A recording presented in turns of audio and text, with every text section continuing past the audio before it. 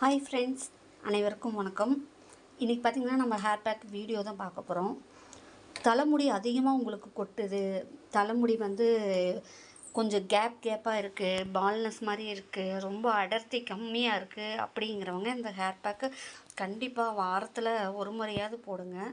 கண்டினியூஸாக ஒரு 3 மந்த் இல்லை 2 மந்த் போட்டுகிட்டே இருந்தீங்கன்னா நல்ல ரிசல்ட் கிடைக்கும். நமக்கு அவ்வளோ சூப்பரான ரிசல்ட் உள்ளது.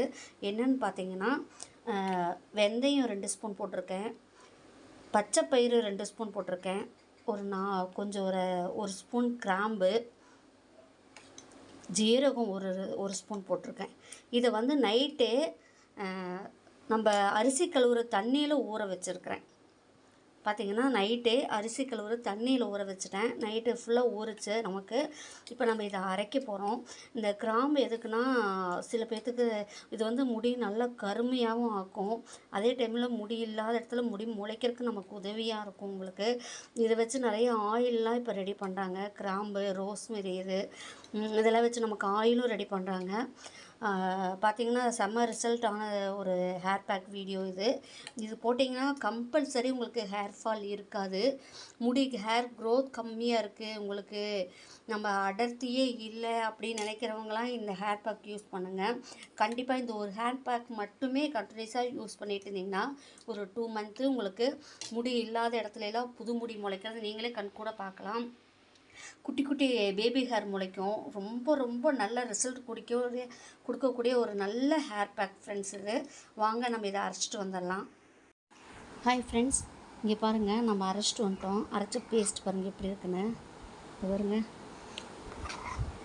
ஃப்ரெண்ட்ஸ். இதில் நான் தண்ணி ஊற்றி அரைக்கலை. நம்ம நைட்டு ஊற வச்சேன்னு சொன்னால பார்த்தீங்களா, அந்த அரிசி கழுவிஞ்ச தண்ணி, அந்த தண்ணியில் வச்சு தான் நான் ஊற வச்சேன். அந்த தண்ணியோடு போட்டு அரைச்சேன். அந்த தண்ணி பத்தாத பட்சத்தில் பார்த்திங்கன்னா நம்ம சாதம் வடித்த கஞ்சி, உப்பு போடாத சாதம் வடித்த கஞ்சி எடுத்துக்கிட்டேன்.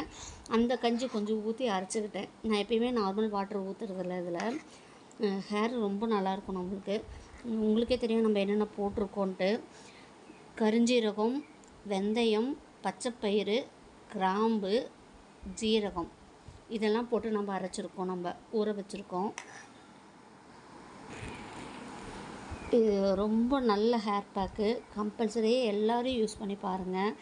ஹேர் ஃபால் நமக்கு கண்ட்ரோல் ஆகி ஹேர் க்ரோத் நல்லா கிடைக்கும். உங்களுக்கு புது முடி முளைக்க வைக்கும். அவ்வளோ நல்ல ஹேர் பேக்கு. யாருக்கு சைனஸ் இருந்தாலோ வீசிங் இருந்தாலோ எல்லாருமே நம்ம யூஸ் பண்ணலாம். ஏன்னு கேட்டிங்கன்னா, நம்ம கிராம்பு போட்டிருக்கோம். கிராம்பு போட்டுக்கும்போது சளி பிடிக்காது உங்களுக்கு.